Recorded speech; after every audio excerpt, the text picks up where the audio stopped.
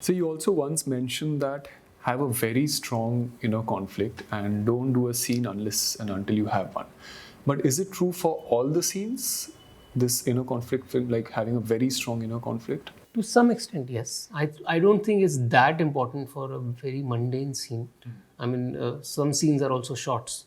If your shot is crossing the road, you don't need inner conflict for that, right? But most of your integral scenes, if it's again, it'll all depend on the script. Some scripts warrant stronger inner conflict. Some scripts don't warrant that strong an inner conflict. But even scripts that don't warrant them, you somehow build them to at least give something to the character.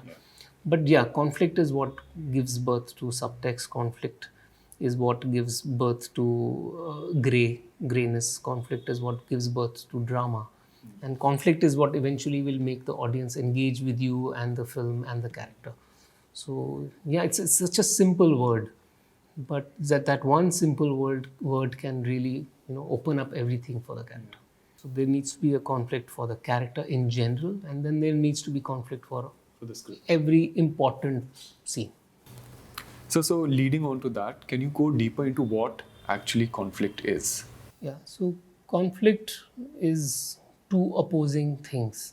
Like when there are two things that weigh you down, two particular choices that weigh you under. That's, I mean, just broadly putting it, two or more probably.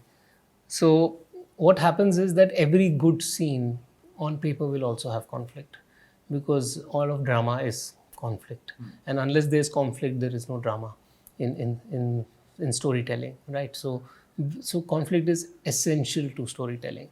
Now there will be conflict on the paper. On the paper it may say, okay, there's a scene like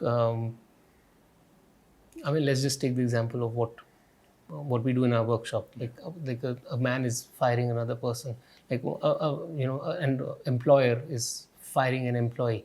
So there's conflict on paper, that somebody is being fired, somebody has to fire. Somebody will feel a certain way, the one who's firing will feel a certain way. Now there can be many things that those people could be feeling, and they could be contrasting. So that is what is on paper. Now what the actor needs to do is bring their own inner conflict, which will add to the outer conflict. Now on paper it might just say, I'm sorry, but now your name has come in the newspaper that you indulged in some criminal activity, and now you have to be fired. Now what the actor needs to do is, what does that firing do to that person? Is it okay? No, I'll go and get another job tomorrow. And if that's the choice you're making, then you're avoiding inner conflict. So you need to make a choice where that job is probably important for you. That's one of the ways to do it. So then you need to find the reason why it's important to you. You need to find a reason why this job, if you don't have it, then tomorrow what happens? Are you not able to feed your kids?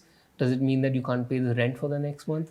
Does it mean that all your, in this job, another 6 months of this job, and then you can apply to the dream university or the dream job that we're going to do will not happen now? So so this is what the actor does. The actor brings something which will come and fight, contrast the situation and make it, give it far more importance than it is on paper.